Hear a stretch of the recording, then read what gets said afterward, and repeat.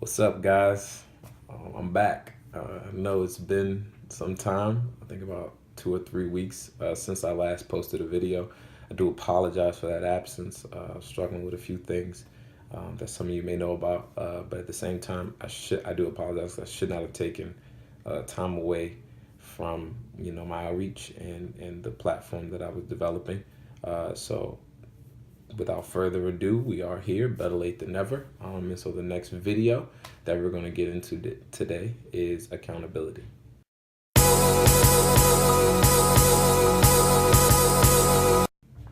So what is accountability? Accountability is pretty simple. It is being responsible for one's actions, right? So whether you're Christian or not, I'm sure that we can agree that there is an understanding that certain things are right and certain things are wrong. In society, we see that, if you go out and you steal something, that's a crime. You're going to jail. If you go out and kill somebody, again, it's a crime, going to jail.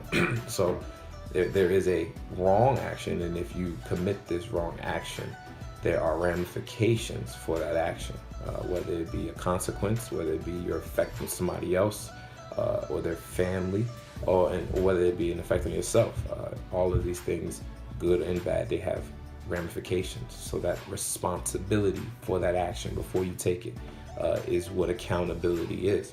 And as Christians, we are not exempt from that as well. In the Bible, Christ gave us things that, a set of rules that he wanted us to abide by.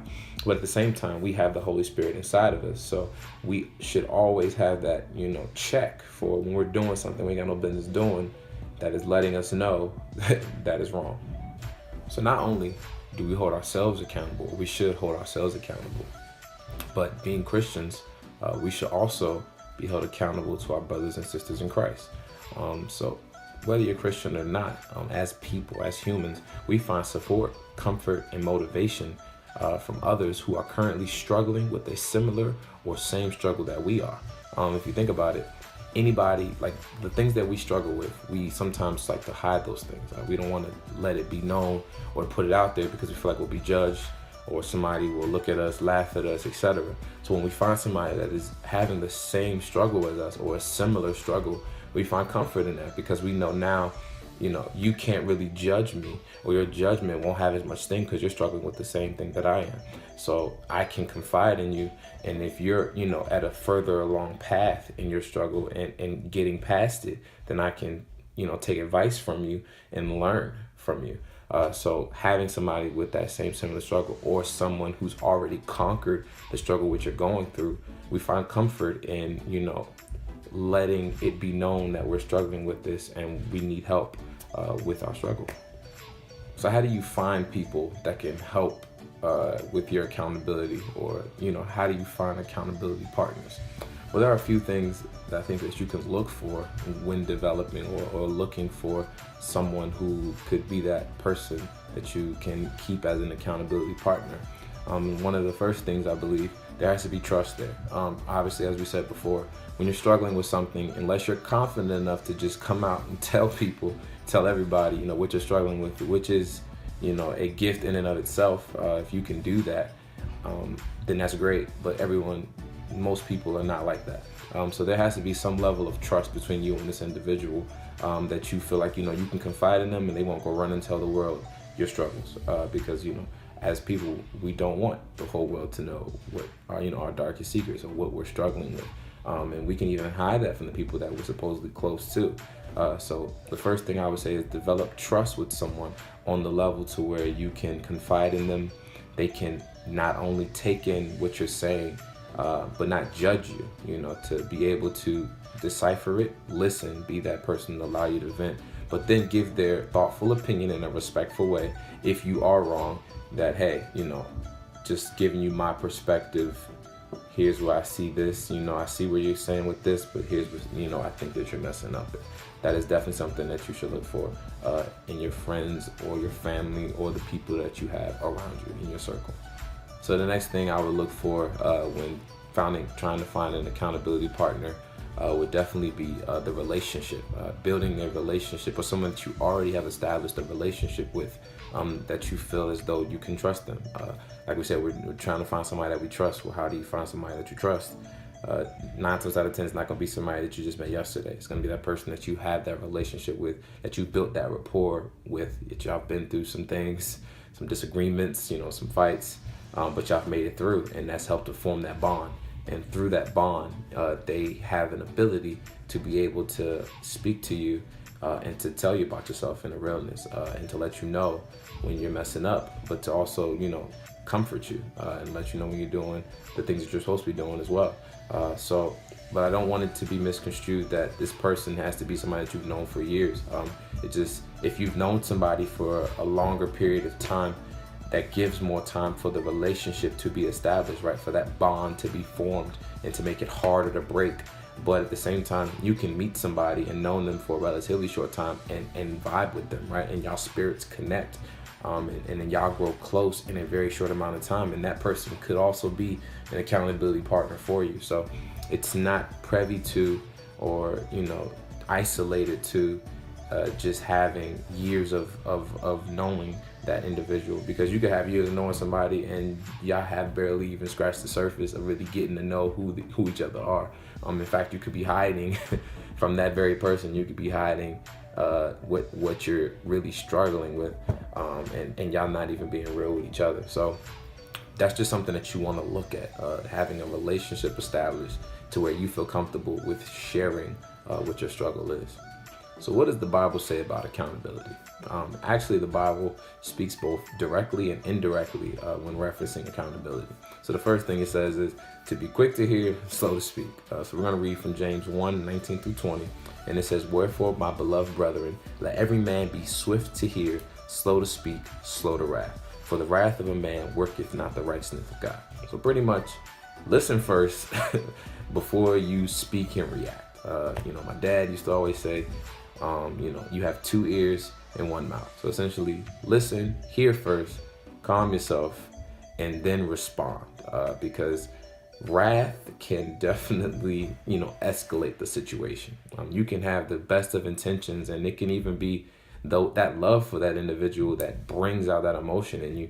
But I don't know if the situations you've been in, but any situation I've been in, whenever someone is at a vulnerable place to tell you when they've done something that they've been struggling with or that they did wrong, and then you come right at them with, oh man, that was wrong, and then you're like beating them on the head, or, you're angry at them, and so you respond back and you're yelling at them or whatever.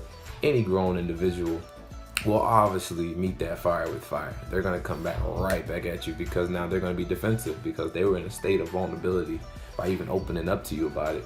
If you just, reach out and latch, you could then damage not only the accountability that y'all could have formed amongst each other, but you could just damage the bond in and of itself. So definitely be slow to wrath, slow to speak, listen first, hear what the individual has to say, and then give your 2 cents, and always preface it with, okay, here's my opinion, here's what I think, etc. So what is the next thing that the Bible says about accountability? It says to not judge. Do not be judgmental. And I think this is very key when dealing with, even if you're not even dealing with accountability, just friendships, just interacting with other individuals, whether you know them or not, is one thing we do as humans. We judge. You see somebody, something they're wearing, maybe the way that they smell, the way that they hold themselves, we automatically start to, in our heads, picture what we think that individual sounds like, does in his spare time, lives his life. Whether you admit to it or not, you've done it before, or if you haven't, you will do it in the future. So as humans, we cannot judge another human, right? Because we all have sinned, right? We all have sinned, and all sin is equal. So we are all on the same playing field in the eyes of God. Like, we've all sinned and fallen short of the glory of God. So we should definitely just not judge. We can definitely live in advice. We can lend a, helping opinion, but it is easier for you to speak to somebody when you come with a respectful tone and a respectful manner, giving respect, than if you come on this high and mighty, you messed up, how could you ever, what is wrong with you. So let's go back into the scripture and let's see what the scripture says. So the scripture, we're going to read from Matthew 7, 1-3. And it says, "Judge not, that ye be not judged. For with what judgment ye judge, ye shall be judged. And with what measure ye mote, it shall be measured to you again. And why beholdest thou the mote that is in thy brother's eye, but considerest not the beam that is in thine own eye?" So pretty much the Bible is pretty clear. It says, look, if you gonna judge other people, they will judge, like you will be judged back. So don't pass judgment unless ye be judged as well. And it says, why would you look at the speck that is in your brother's eye when you have a whole beam sticking out of yours? So that's literally like old people say, the pot calling the kettle black. Like you have your sin as well. You have what you're doing wrong as well. But you want to point out at what this other individual is doing. Let's not be like that.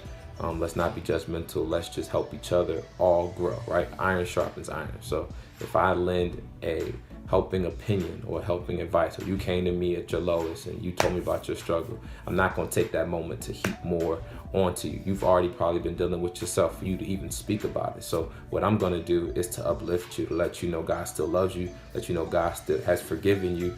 Now you need to ask for forgiveness and then forgive yourself, and let's move forward. But let's learn from the situation, right? Let's not just continue to live life that same way. Let's grow and let's learn how we can to avoid that struggle or to better counteract that struggle. That's what we should do as Christian brothers and sisters.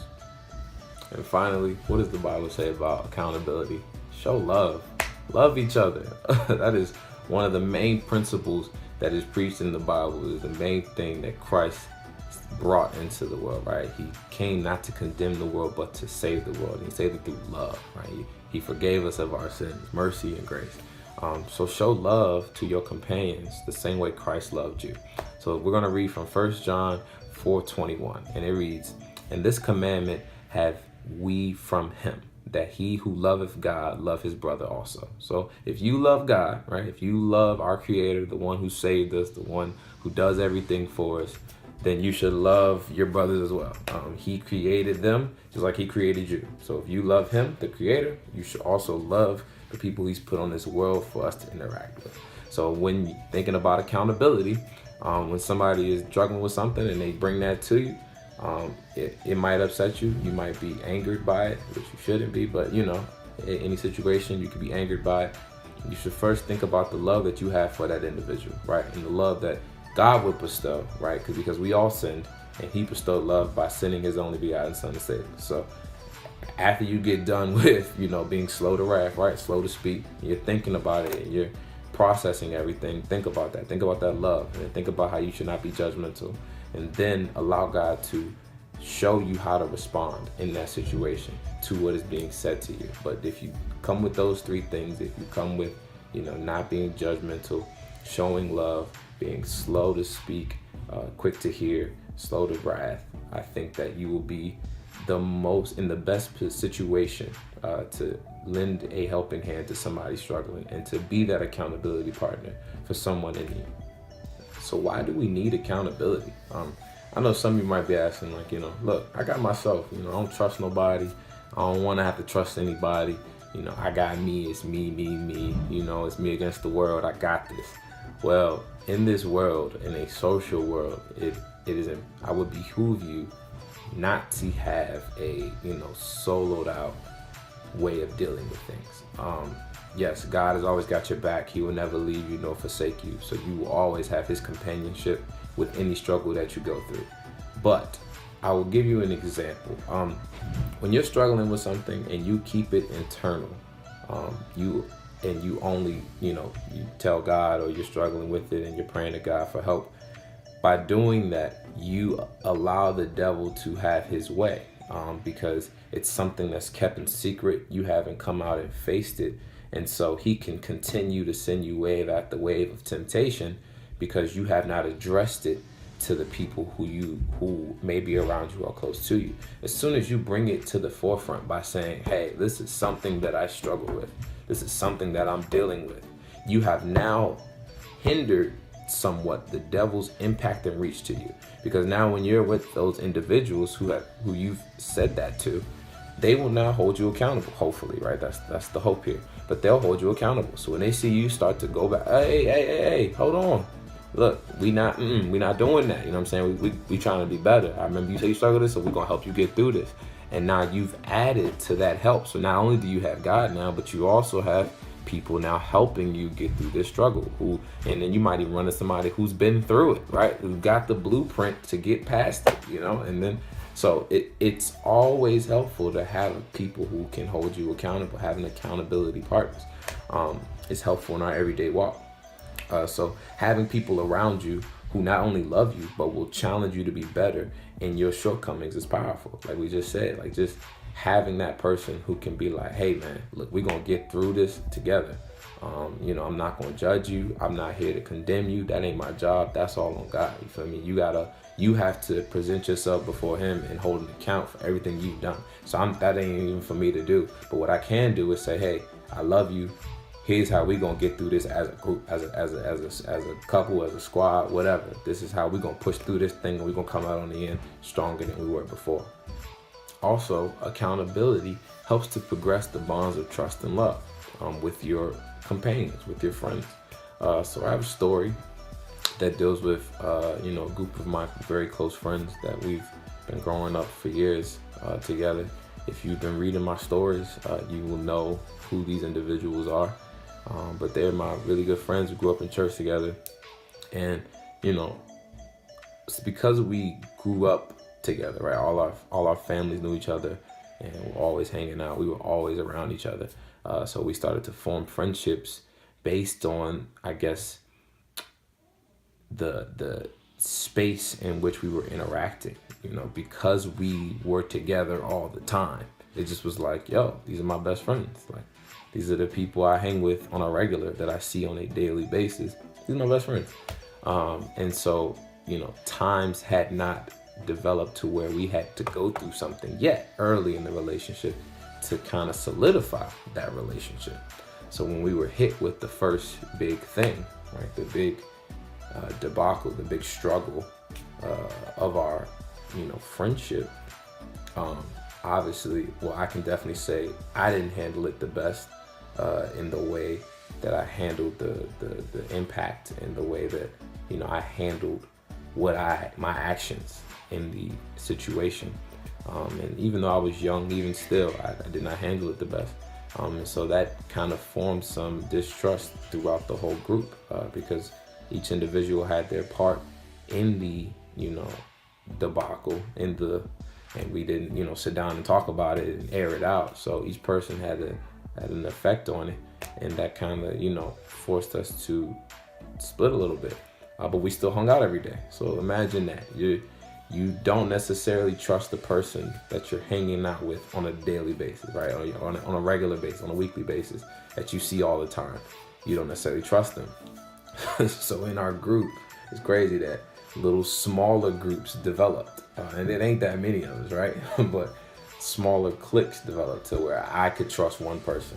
And so me and that one person would talk about everything, right? But I wouldn't tell the other people in the group, because I felt like, oh, they're from church, so they're going to judge me. Or they're from church, they might go run and tell my parents. Or they're from church, they're not going to know what the real is. They're not going to know what I'm dealing with and the things that I'm going through as I'm becoming of age. So that approach was taken, but we would still, hang out. We would still hold it together. We still hang out, show love in that way. But, on the real, we weren't being real with each other, if you want to be completely honest about it.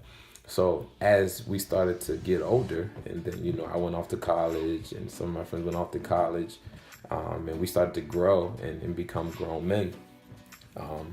What ended up happening is that undertone that was set when we were younger was still manifesting itself. So I'm now 19, 20, yet I'm still not telling them, what I've done or what I've been up to or where I'm struggling at.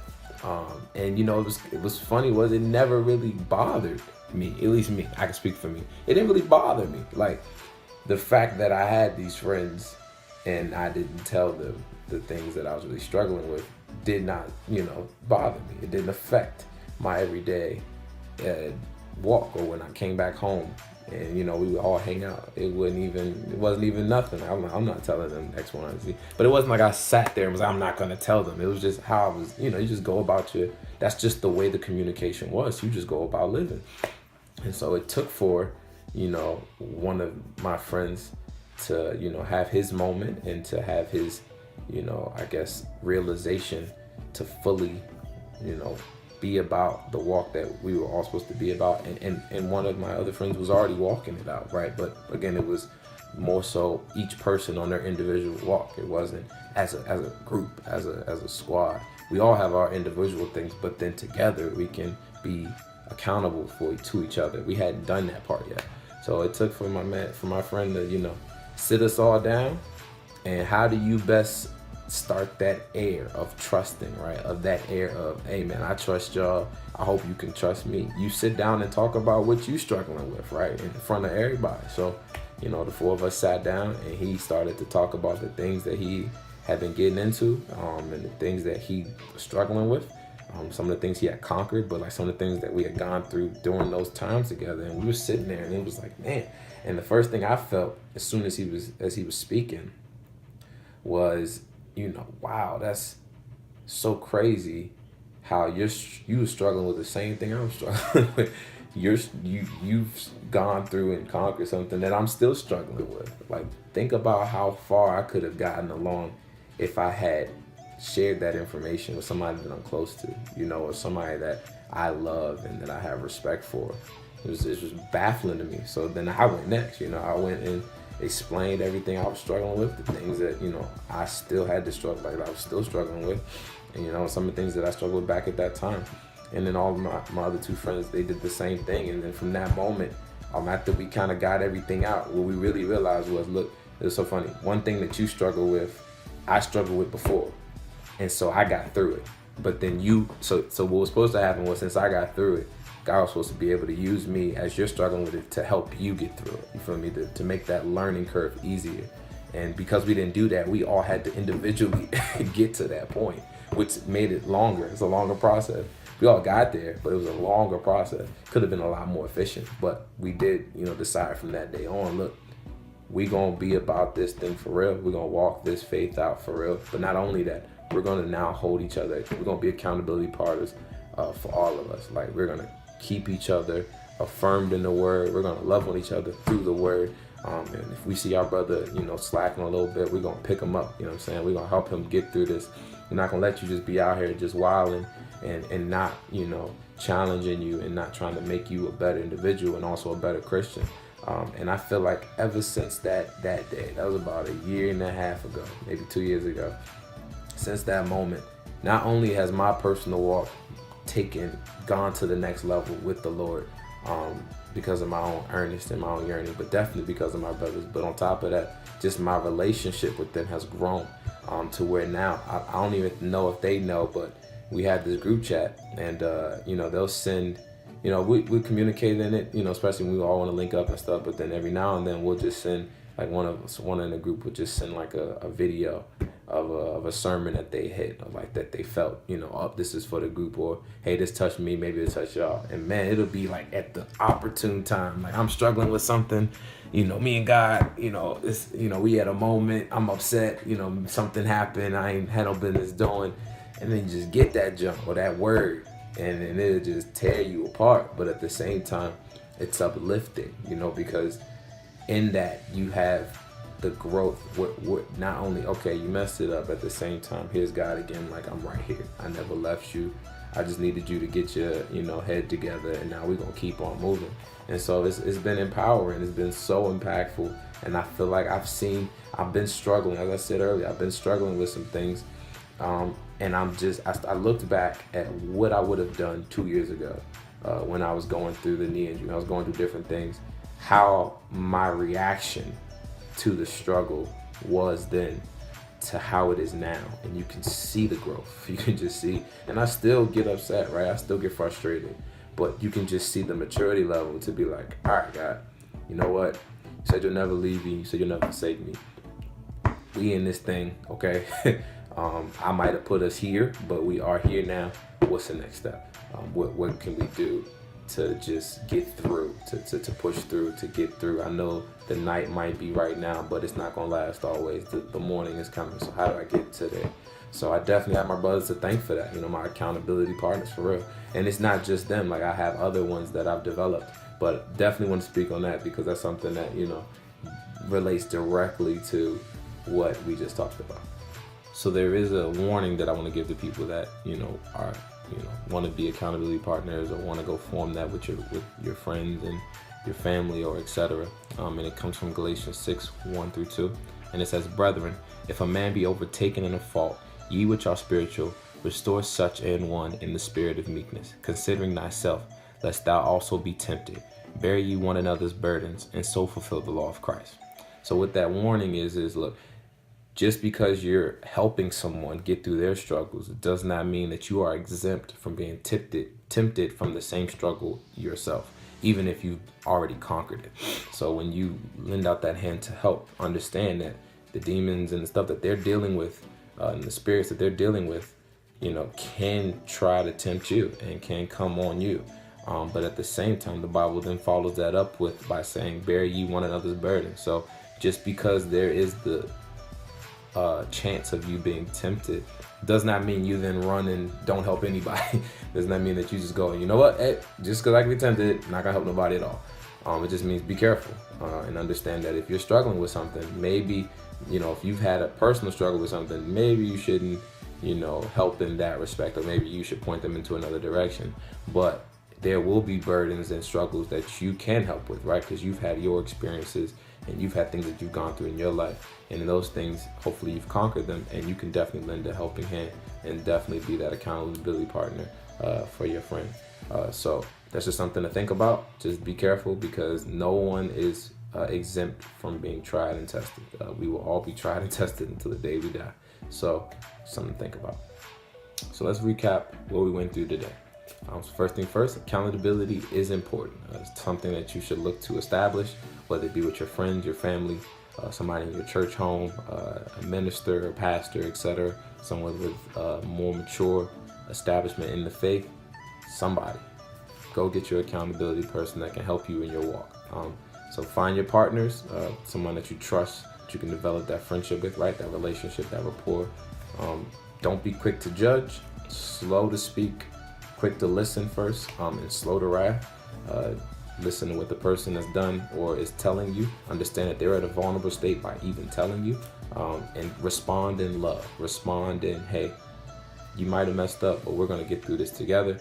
And I love on you, and let's work this thing out. Let's figure out how we can better implement something that's where you don't go back and mess up again. So remember that love, and also be careful. If you are helping somebody, or if you are being an accountability partner for somebody, be careful that the stuff that they struggle with will tempt you, and to be ready for that temptation and to rebuke that temptation. All right. So that's it for today.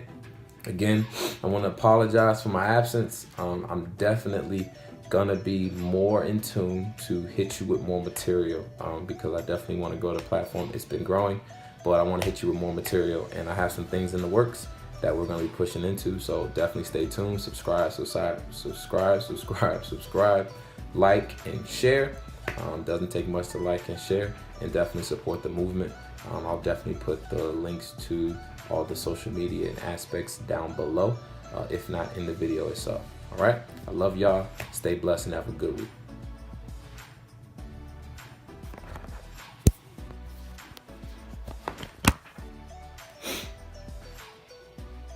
So let's recap what we went through today.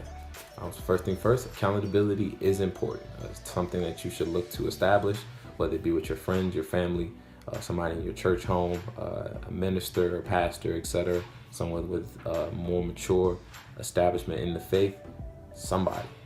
Go get your accountability person that can help you in your walk. So find your partners, someone that you trust, that you can develop that friendship with, right? That relationship, that rapport. Don't be quick to judge, slow to speak, quick to listen first, and slow to wrath. Listen to what the person has done or is telling you. Understand that they're at a vulnerable state by even telling you, and respond in love. Respond in, hey, you might have messed up, but we're going to get through this together. And I love on you, and let's work this thing out. Let's figure out how we can better implement something that's where you don't go back and mess up again. So remember that love, and also be careful. If you are helping somebody, or if you are being an accountability partner for somebody, be careful that the stuff that they struggle with will tempt you, and to be ready for that temptation and to rebuke that temptation. All right, so that's it for today. Again, I want to apologize for my absence. I'm definitely gonna be more in tune to hit you with more material, because I definitely want to grow the platform. It's been growing, but I want to hit you with more material, and I have some things in the works that we're going to be pushing into. So definitely stay tuned, subscribe, like and share. Doesn't take much to like and share, and definitely support the movement. I'll definitely put the links to all the social media and aspects down below, if not in the video itself. All right, I love y'all. Stay blessed and have a good week.